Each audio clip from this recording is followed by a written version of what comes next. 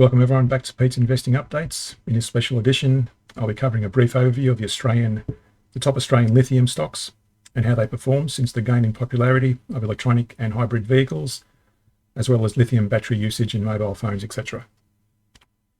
And again, we're not offering financial advice, it's purely an educational video series.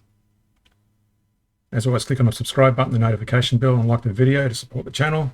And don't forget to review the playlists, and that's where we review the indices, the share price of the blue chip shares we cover, and the strategies we follow. And those strategies include the simple trading strategy, the average down process, and some money management ideas.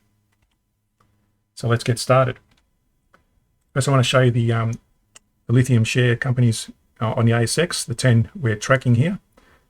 And importantly, I want you to notice that there's only two of them that pay dividends.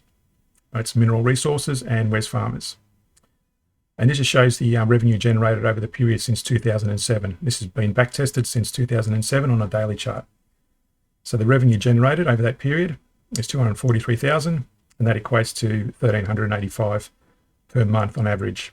If you're simply looking at that amount, 243,000 divided by 176 is that on average. So again, every time we invest, we're trading $2,000 lots for each of these every time we buy number of shares. This up here shows the entry when the CCI 14 breaks above zero, and we exit when the moving average 20 crosses down, and the minimum gain over the last 100 bars, minimum high-low range is reached. So it's just the minimum profit requirement.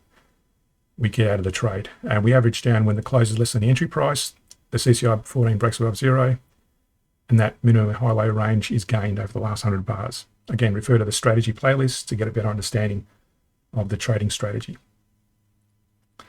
One thing to notice in terms of the top lithium stocks, which ones to trade. Again, we try to follow part of our trading rules is trading ones with dividends paid. And again, the reason for that is when the market's going sideways or it's going against us, we want to be getting some level of dividend paid in the absence of any cash flow or capital gains. Now, having said that, if you want to trade the ones that don't pay dividends, feel free to do so. They've done quite nicely over the period, and I'll show you some charts in a minute. But again, it's going against our trading rules, but that's up to you if you want to trade without dividends. There's nothing wrong with that, but you probably want to put a minimal amount of dollars on them. So in terms of just talking very briefly about the lithium stocks in Australia, Bloomberg forecast that electric vehicle sales are set to hit the 8.5 million by 2025, while EV sales represented as a percentage of all new car sales is set to hit 10% by 2025. Importantly, although lithium ion has many uses outside the production of EVs, including the production of batteries for smartphones, laptops, and digital devices. The consensus is that long-term viability will be directionally proportional to the adoption of electric vehicles, according to S&P Global Platts. So again, this article is referenced from the ig.com.au website.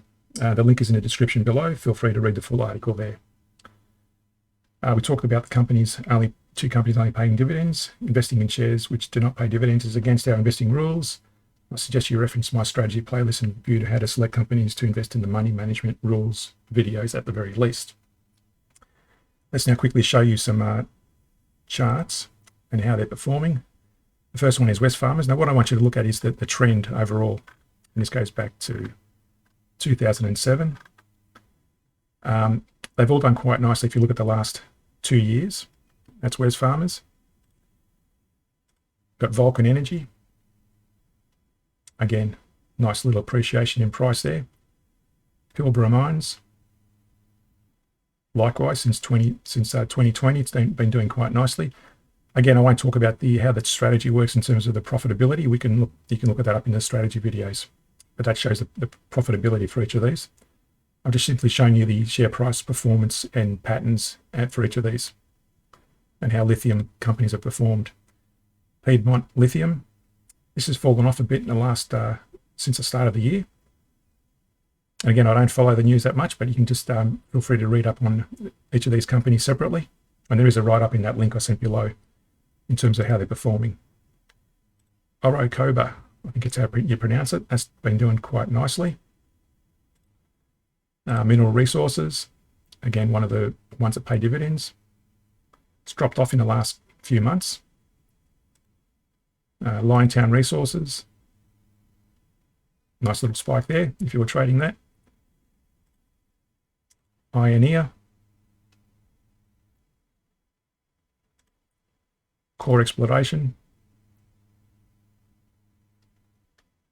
and lastly, AVZ Minerals.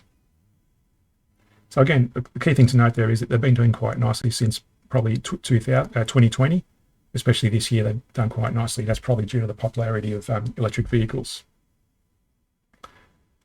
So if you get back to where we left off, some of my investing rules. Buy proven blue chip stocks only, avoid speculative stocks. And the reason for that is you want to make sure that when speculative stocks do well, they do really well.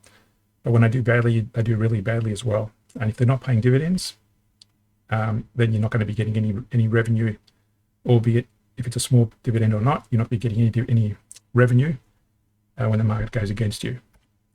Don't short positions, go long only. And that's because, for example, when you pay out dividends, when you're going short, you pay out the dividends. When you're going long, you receive the dividends. So if you're shorting positions and a dividend is due, you're going to pay that out to the people that are going long in the opposite direction.